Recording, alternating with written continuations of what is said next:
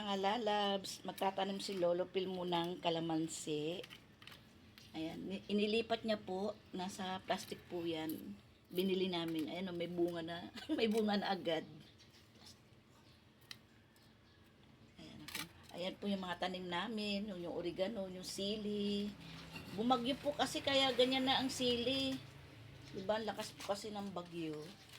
Ayan, ito po yung isa.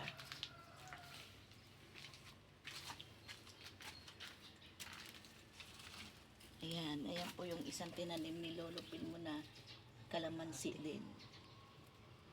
Yan, dito po siya nakalagay. Yung binili namin sa bayan. Yan, inilipat po ni Lolo Phil. Ayan, may pinya kami. Ayan, yung aming talbos. Ito yung aming malunggay. Yung oregano. Yung halaman namin.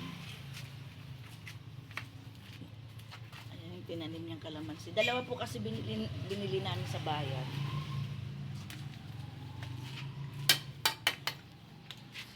Ayan, may bunga na kagad ng aming kalamansi. Katatanim lang. Ang galing mo, Lolo Phil mo magtanim. Bumunga agad.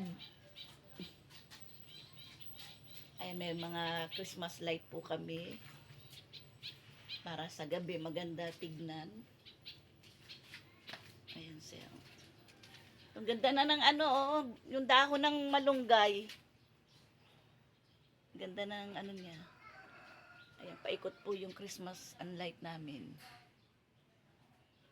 Ayan. Ganda po sa gabi. Ayan, yung talbos ng kamote. Oh. Ayan, nalaman namin.